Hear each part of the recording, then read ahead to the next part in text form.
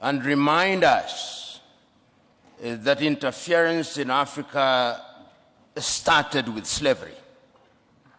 When slavery had lost its value, it graduated into colonization.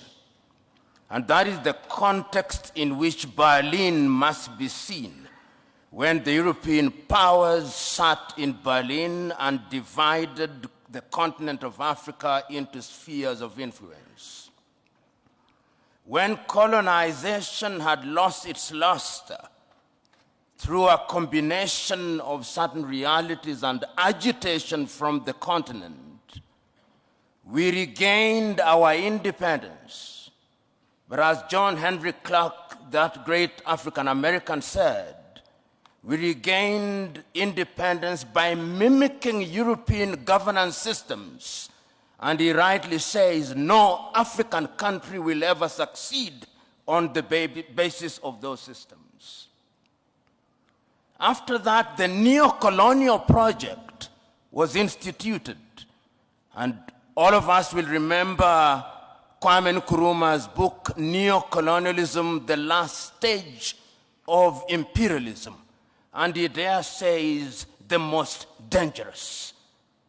We are now in a neo-colonial stage when the European powers are at their most diabolical, when the Americans are at their most diabolical.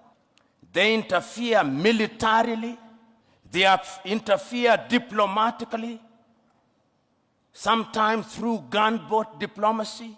And that is why you see sometimes your typical European ambassador treats our heads of states in a condescending manner. They interfere through institutions such as the IMF and the World Bank. They interfere by ensuring that our economic infrastructure is beholden to theirs through dollarization. They interfere through education. They interfere by influencing our processes, by lending us advisors who tell us what to do. The neo-colonial project is alive and well, and it is at its most dangerous, and we Africans must smell the coffee. If we don't, they are going to continue to interfere. How else do they interfere? Through NGOs, Danida, CIDA, UK Aid, USAID. These are Trojan horses that are introduced into our countries for the purpose of influencing our processes. And they infiltrate our institutions. Right now, if you look at the African Development Bank, look at the shareholding. It's Americans, it's Germans, it's Japanese, it's the French. And the Europeans have done their bit. They also interfere through post-colonial institutions, the Commonwealth of independent nations. They are not sovereign states, former French-speaking nations. These are the instruments that they interfere through. And how do we then deal with this situation? 60 years ago, on the 24th day of May, Kwame Nkrumah warned us. He said, if we are not united, they are going to interfere with us militarily. They are going to interfere with our economy. They are going to interfere with our agriculture. They are going to interfere with our health. When we speak about the Danidas and the NGOs, these are bodies whose raison d'etre is to ensure that we remain in a perpetual state of begging. That is what we are doing to warn ourselves. And we are not for 1 minute saying that we will shut ourselves out from the rest of the world. What we are saying is that we must define how we engage with the whole world. And we are saying that as individual countries, we are weak, and the rest of the world wants to operate and to deal with us in our weak state.